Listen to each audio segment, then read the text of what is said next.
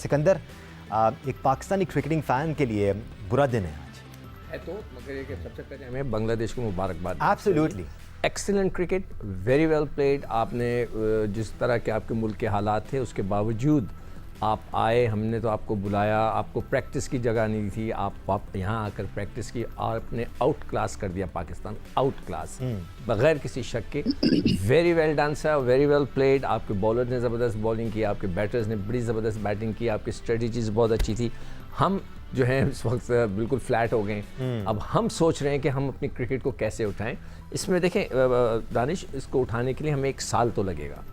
ये सीज़न तो हमारा सेटल्ड हो गया कि क्या होना है क्या नहीं होना। 3 साल से सिकू भाई आप यही कह रहे हैं। मैं तो कह के थक गया कि domestic cricket, domestic cricket, domestic cricket, domestic cricket लिख कर देकर आ गया। उसके बावजूद भी वनडे क्रिकेट करा रहे हैं। भट्टी साहब, इससे पहले कि हम क्रिटिसिज्म की तरफ बढ़े हैं, हम पाकिस्तान की कोताहियों का जिक्र करें। जैसे सिकू भाई ने कंग्रेचुलेट किया, तारीफ़ तो बनती है बांग्लादेश की। दोनों टेस्ट मैचेस में 8 इनिंग्स की अगर आप बात करें, हर इनिंग में पाकिस्तान को आउट क्लास किया उन्होंने। इवन दो जब पाकिस्तान ने रन लगा दिए थे उसके बाद भी जिस तरह उनकी स्ट्रैटेजी थी खेलने की, जो अप्रोच थी, वो बहुत कमाल की थी। भट्टी साहब, दानिश, इसमें कोई शक नहीं है कि बांग्लादेश ने तीनों डिपार्टमेंट्स में पाकिस्तान को आउट क्लास किया। बल्कि इस टेस्ट मैच में एक नई हिस्ट्री क्रिएट हुई है।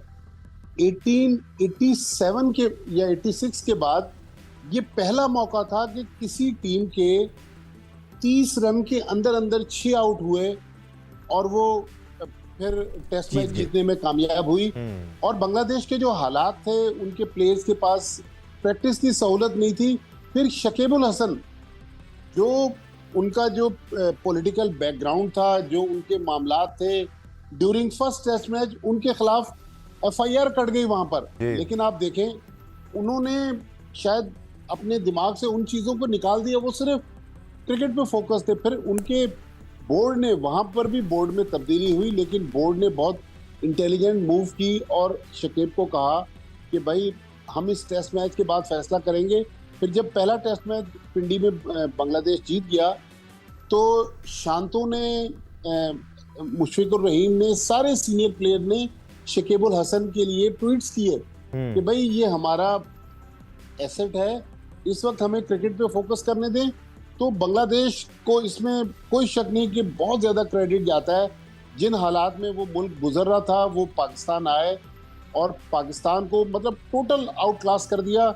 मेरा ख्याल में अब हमारे पास अल्फाज ही नहीं है कि बांग्लादेश की इस हिस्टोरिक जीत को डिस्क्राइब कर सके। बिल्कुल, उनके सीनियर प्लेयर्स सिकू भाई जिम्मेदारी के साथ खेलते हुए नजर आए। उनके जूनियर प्लेयर्स में जो यंग प्लेयर्स हैं, जैसे नाईद राना है, उनके अंदर वो जोश नज़र आया। हसन महमूद ने 5 विकेट्स हासिल की इस इनिंग्स में। सो नए प्लेयर्स वो खिला रहे हैं तो वो कॉन्फिडेंस का मुजाहरा कर रहे हैं। हमारे नए प्लेयर्स में कॉन्फिडेंस की कमी नज़र आ रही है, सीनियर प्लेयर्स में जिम्मेदारी की कमी नज़र आ रही है। जिस तरह लिटन दास ने सेंचुरी स्कोर की दूसरी इनिंग्स में और फिर प्रेशर एग्जर्ट किया पाकिस्तान टीम पर, उसी किस्म की जिम्मेदारी मोहम्मद रिजवान से, सलमान अली आगा से भी एक्सपेक्ट करते हैं, बट अनफॉर्चुनेटली वो चीज़ हो नहीं रही।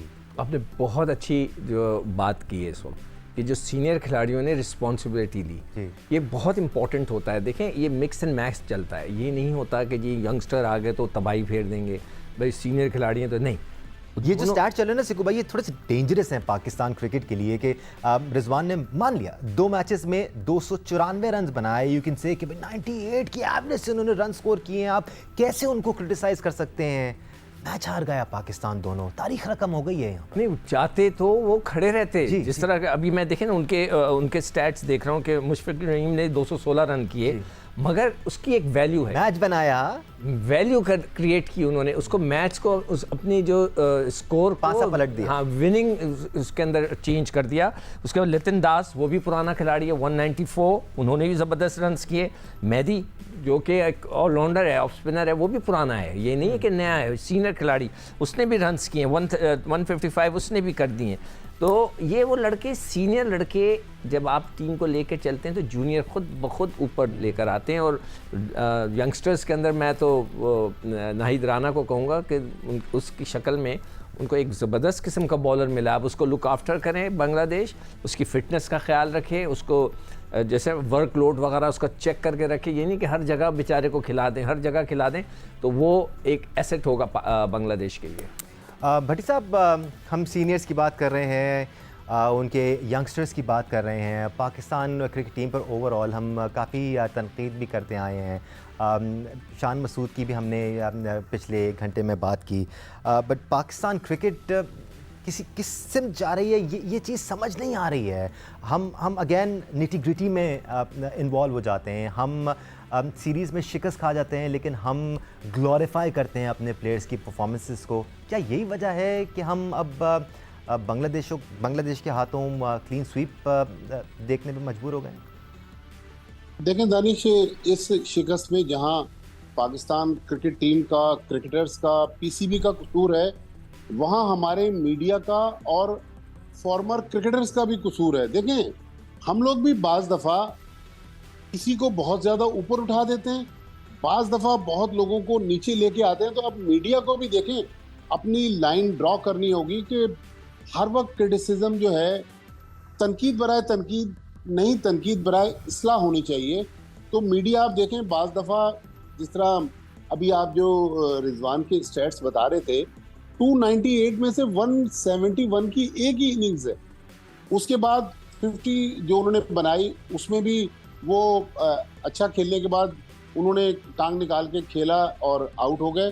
तो मेरे ख्याल में ये अब सब जो स्टेक होल्डर्स हैं, हम लोग, हमारे स्टेक ज़रा कम हैं।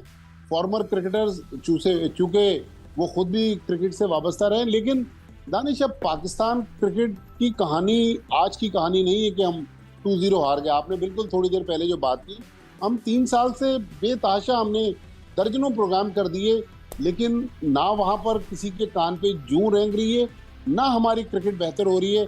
लिहाजा अगर अब इस क्रिकेट को खड़ा करना है तो फिर दयानतदारी से अक्रॉस द बोर्ड फैसले करने होंगे। सिर्फ बाबर आजम को निकालकर पाकिस्तान टीम खड़ी नहीं होगी। मेरे ख्याल में अगर कोई वाकई ख़राब खेल रहा है, चाहे वो बाबर आजम है, चाहे मोहम्मद रिजवान है, चाहे शान मसूद है, चाहे शाहीन शाह है, फिर उसको ड्रॉप होना चाहिए।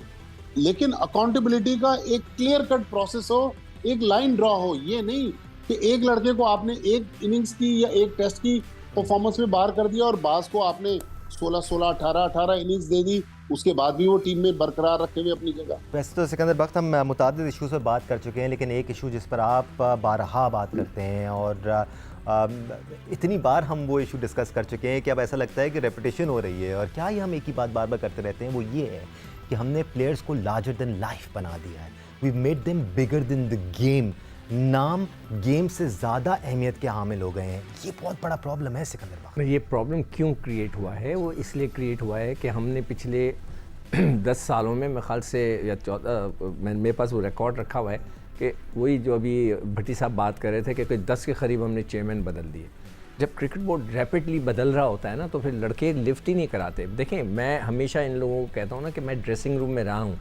ड्रेसिंग रूम में रहना बड़ा इंपॉर्टेंट होता है, मतलब इंपॉर्टेंट इस लिहाज से हमें पता है बहुत सारी चीज़ समझ में आ लड़के क्या बातें कर रहे हैं। एब्सोल्युटली, ठीक है, क्या बातें हो रही हैं आपस के अंदर, वो किसका मजाक उड़ा रहे हैं, वो किसका तफरी ले रहे हैं, वो हमें सब पता होता है। इसलिए कि मैं एज अ प्लेयर भी वहाँ मौजूद था, एज अ असिस्टेंट कोच और असिस्टेंट टीम एनालिस्ट जो था, मैं वहाँ मौजूद था।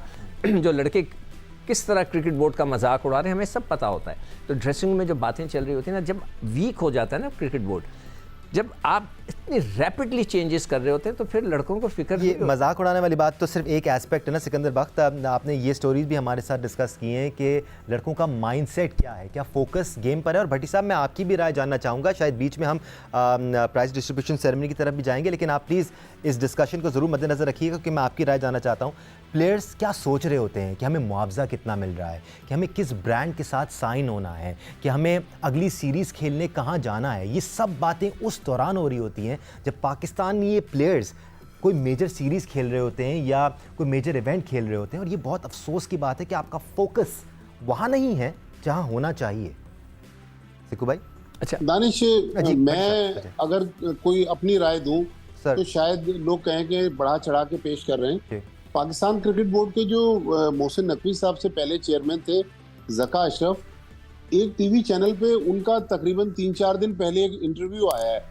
वो बाबर आजम के बारे में जिस तरह की कहानी बता रहे हैं, वो सारा खुलासा है कि प्लेयर्स जो हैं वो एजेंट्स के जरिए, ये मैंने एजेंट का आपको याद होगा इसी प्रोग्राम में जब ये मैंने पहली बार बात की थी तो लोग मानने के लिए तैयार नहीं थे।